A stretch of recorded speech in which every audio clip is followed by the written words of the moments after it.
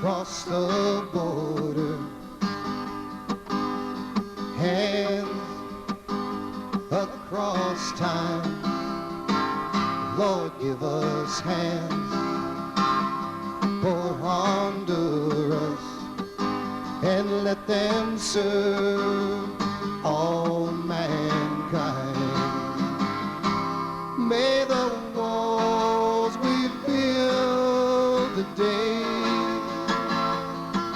forever sing your praise. Give us hands for Honduras, and a light to find our way.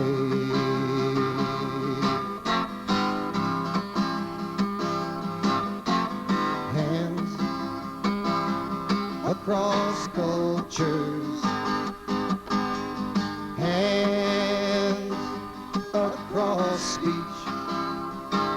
Lord, give us hands for Honduras, and a true voice with which to preach. May the friends we meet today be those who never go away. Lord, give us hands for Honduras, and a light to find our way.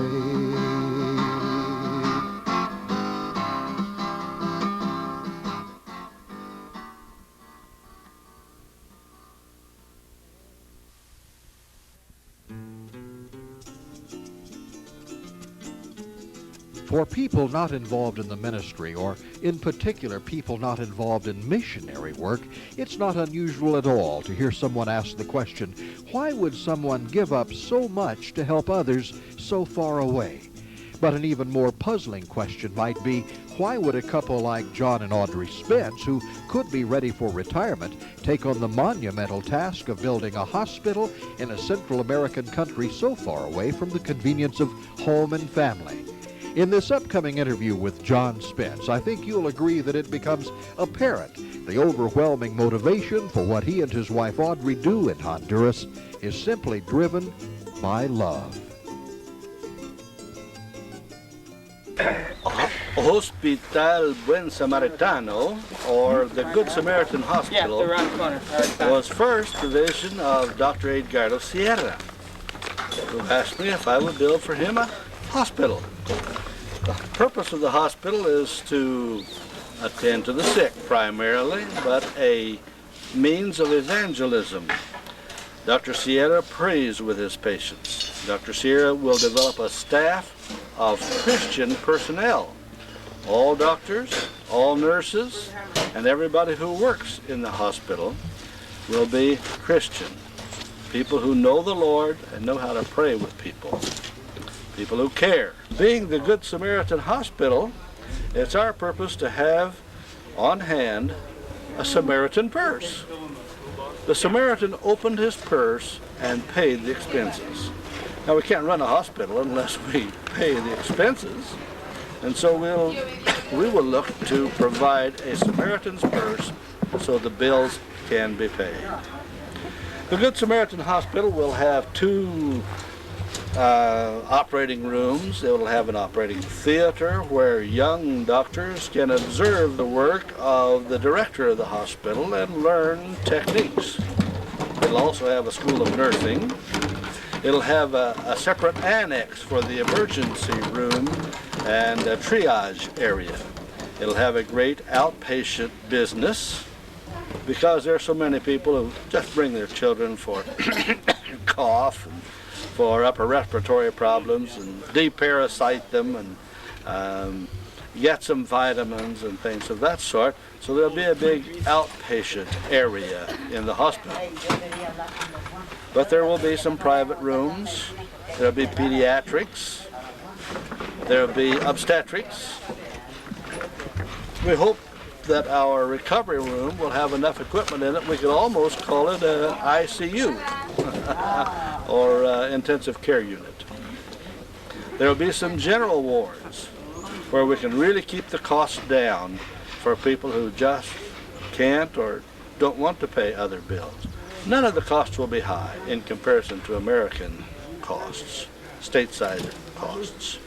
Does that give you a little introduction to the Good Samaritan Hospital here beside Lake Yehoah? I can see the water there. From right back over here, you feel like you can throw a rock in the water. It's almost that close. This school bus has been retrofitted to serve as a temporary medical clinic at the hospital building site. And when there are volunteers to staff it, it becomes alive with patients, young and old, big and small, short and tall. And just as soon as the word gets out that another group has come to help work on the hospital from the United States, a long line of people starts to form outside the clinic very early in the morning. Now, many of these Hondurans have walked several miles just to receive the much-needed medical attention available here through the volunteers. There's a great need for all types of medical supplies to aid in the treatment of simple complaints. Basic hygiene items like soap, toothbrushes and toothpaste, emery boards, nail clippers, and hair items such as shampoo, combs, brushes, and barrettes. All of these items are desperately needed. Our volunteers found that a number of medical problems plagued these patients, from parasites, ear infections, cuts and bruises, to swollen feet, as well as the usual children's owies. But it became rather obvious to us that one common thread causing most of the ailments among the people was simply a need for so many of the things we take for granted back in the United States. Back in the U.S., where we can just run to a nearby store and buy them right on the spot in a moment's notice. Things like shoes and socks and simple hygiene products. And of course, just being able to reach out and turn the faucet and have clean running water coming from the tap. The children who were being treated and the mothers who brought them showed a great deal of courage and optimism, and that moved all of us. The opportunity for ministering here is extraordinary, and the simple act of giving a feverish child Tylenol became more fulfilling and more precious to us than enjoying the most luxurious vacation.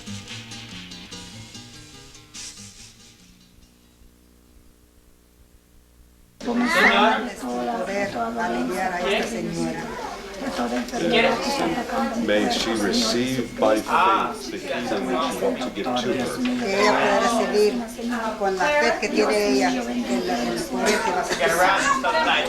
We believe in your healing power, Lord Jesus.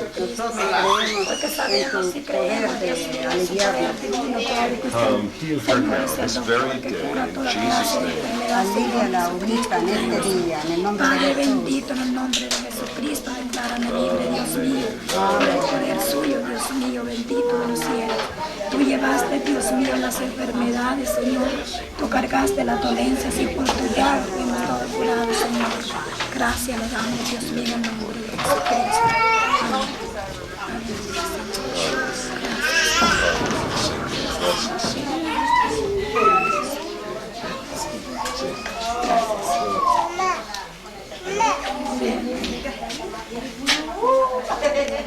Mars, what was that?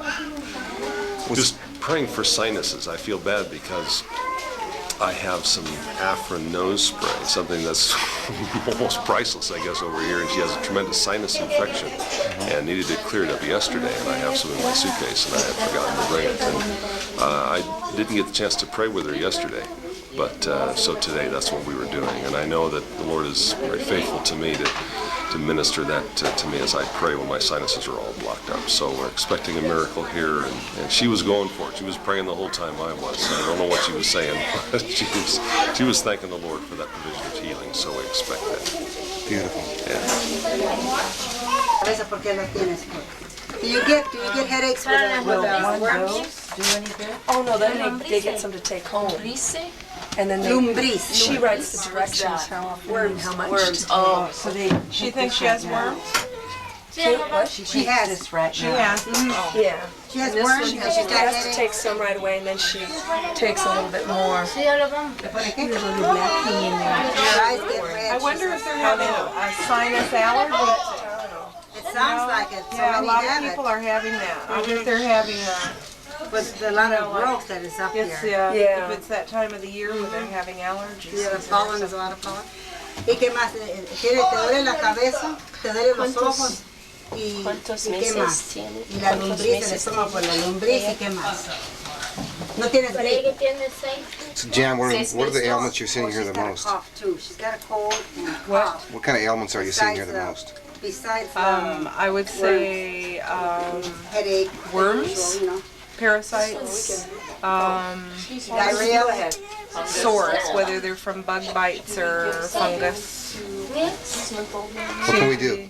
Have we got enough medicine this time around? No, We're running out? we need more medicine. This. We're almost out. We've got a little 6-month-old here. What do I do with this stuff? It's noted on here. The youngest age on this bottle is 1 year. He gives it to everybody. Does he? So just how much? Like 2 teaspoons? Yeah, 4. three times a day for 3 days. You can't go by those directions. Oh, so how much? Like half of one of these for her? For the babe? Oh, for right now? Mm-hmm. Oh, We she start has her them off. too? Yeah, we start her ¿Tiene off. lombriz la tiernita? Yes, she's got it. Okay, yeah. Half of this. Half of one of those is a tablespoon. So that's about right. a little less A than. little less than. Be sure So they're just lined up out here to come in and this... They just know when the store opens that somebody's here to help them, and they come. And 2 little kids walked 5 kilometers yesterday Just to get... by themselves to come. It's a long ways.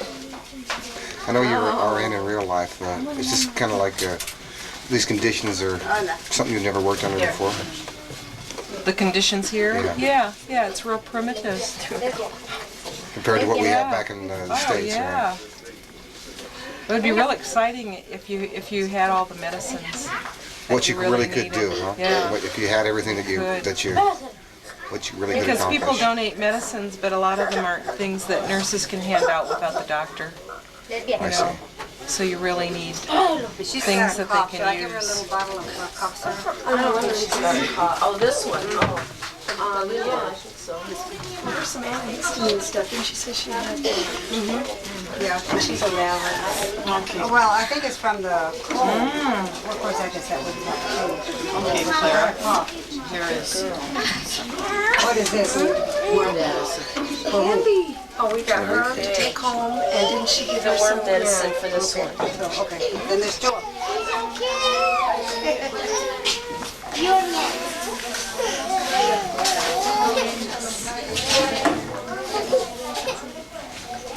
Oh, looky. There you go.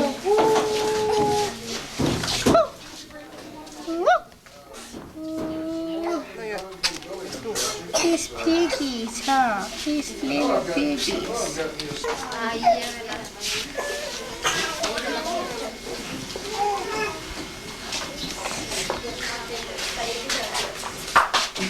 So Anita, you have to think that a lot of their problems would just be solved if they just had shoes, right? Well, yeah, that's where the injury comes from, is from running barefooted. All the stickers and rocks, and they run, they don't walk. They run, and it's from all the stickers and rocks. And mostly the stickers. There's lots of ugly stickers. And then they infect, yes. Yes, we should be thankful we don't have to go without shoes. We can afford them.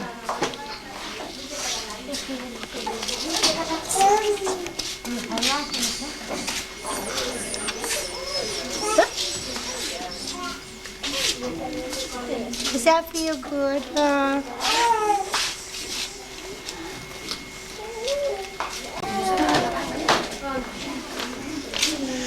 Because of the poor conditions, we don't even have proper cleaning, but at least just to doctor them and give them a chance to heal a little, huh? Just a very little.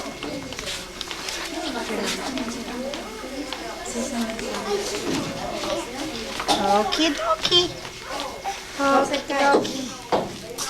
Need more less.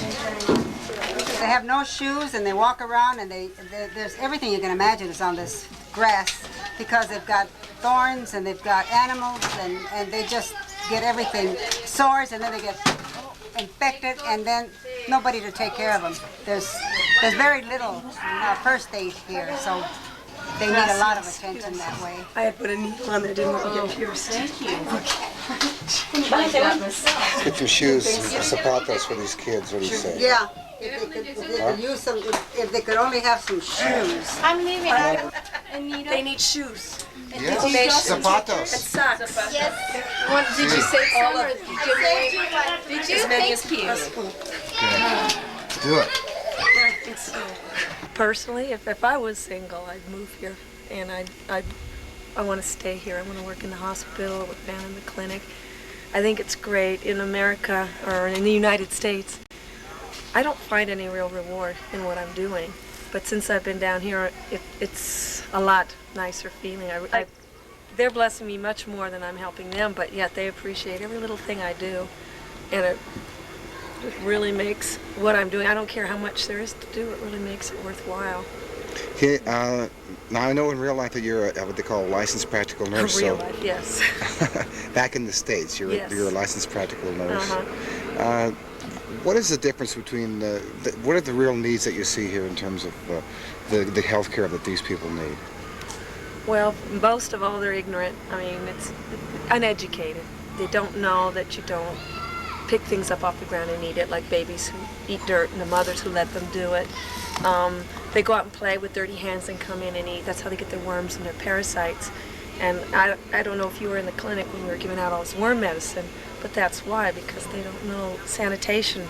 You know, the little things that we take for granted. You know, everybody washes their hands, everybody cleans their nails, gets some manicures and all these things, and so they don't have those problems. So there's just a basic lack of education or a lack of communication that's needed down here? Well, I believe if they learned to do that, it's a lack of education more than anything else. It's like they don't see anything wrong with it. That's been their lifestyle. So what they're doing is normal for them, and the diseases they get is part of life here to them, and it doesn't have to be. Right, so life expectancy could get a lot longer if people were just more aware. I believe it would be. Well, I understand they're going to be having a school down here for nurses to teach them, to help teach the public down here. Mm-hmm. It looks like this hospital really, there's a real need down here for this. Any chance you'd like to come back to here and help again? I have no question. I'll be back every year. If I could talk my family into it, I'd like to live down here and be here full time. That would be amazing, wouldn't it? I would love it. So I guess you'd have to say that this trip has made kind of an indelible mark upon you, hasn't it? Definitely. I was not going to come. I felt this little urge inside of myself the first time it was mentioned, and I just ignored it until there were no seats left. And then about a month and a half before the trip, Howard made the announcement there was one more seat open, and I still battled with it, and then eventually the Holy Spirit won, and I told him yes, I'd like to go, and I got the last seat. And so I guess you're glad that the last seat was saved for you. Yes, because there was nothing, and God opened one up for me, and I'm really glad wonderful. I listened. All right. Thank you so much, and thank you so much for coming down with us. We're glad you took that last seat and made the commitment. Let's hope other people will follow in your footsteps and make the commitment to come down here and help with this great project. The two church groups involved in this particular journey and some private individuals donated some items for the Good Samaritan Hospital, and one of the most appreciated was a gasoline-powered electric generator. That came from Ernie and Darlene Woods of Walker Lake, Nevada. We put it on the plane and carried it right into the hospital site personally. Here, John and Audrey Spence express their gratitude for such an extraordinary gift, a gift that brings light in the darkness and helps make the work process so much easier.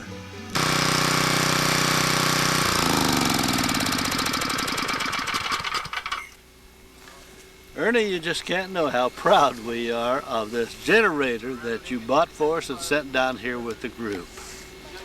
This is going to make a big difference in a lot of areas of the work that we're doing in the next little while. Even tonight will be our first service almost a musical concert, and they'll be preaching and evangelism right here on the work site in our little pavilion down here. And we'll be using this. It'll light up the whole pavilion and make electricity available for our instruments. We're so pleased with it. I want to thank you, Ernie and Darlene and your family for your part in what's happening here. Your generosity can only be repaid by the Lord himself. I ask the Lord to bless you for it. The hospital will be ministering first of all to children, the needy children. Within 2 weeks here, when we were here with a group before, 3 children either died or nearly died within a half a block of the hospital because they had no medical facilities. One child, a doctor came out to visit one day. We went to the house. We're able to go into the town, get medicine, bring it back, and we saved the life of that child. Another one they brought to us and they said, help us. We had no facilities. They put the child in our arms. We did what we could. We did CPR and so forth, but the child died in our arms. And to have a child die in your arms is, well, unless you've experienced it, it's hard to describe. We need the hospital here desperately, and we need things like this generator to help us. We need people who are coming to help us, because that's the only way this hospital is going to be built. It's being built as God provides. The Lord is behind the project. He is supplying and providing both the people, the funds, and the materials, and we thank him for it and just have to trust him for the future, that it will be finished to the glory of the Lord. On the next program, we'll take a close and personal look at our resident clowns. Jason Ganasso and Kim Marsh will be putting on a live show for the local children. Audrey Spence will share some memories with us. And you'll see the native Honduran children's reactions when they experience their first taste of show business. Now, to close this show, here's an original song sung by Pastor Mark Evans as a tribute to the women of Honduras. Join us next time as Hands for Honduras continues.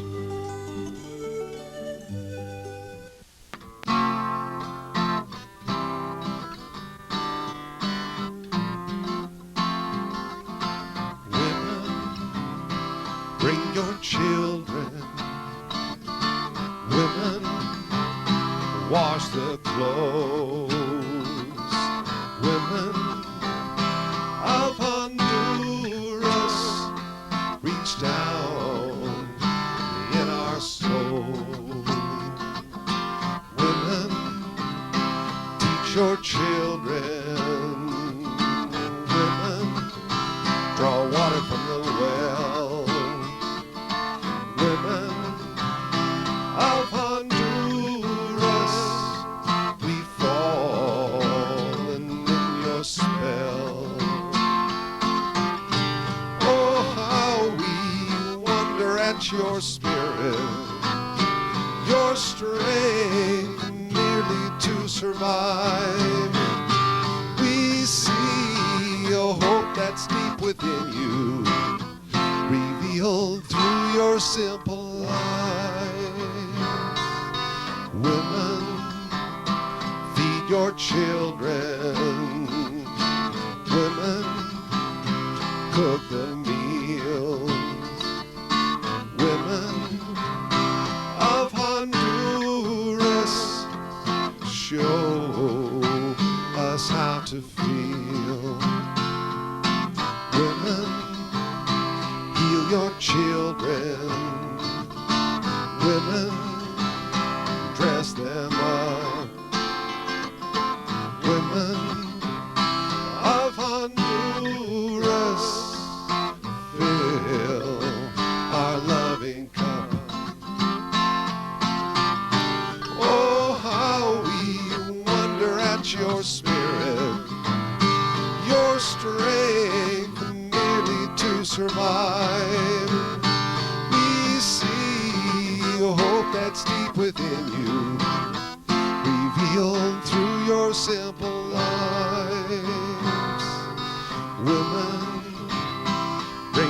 children.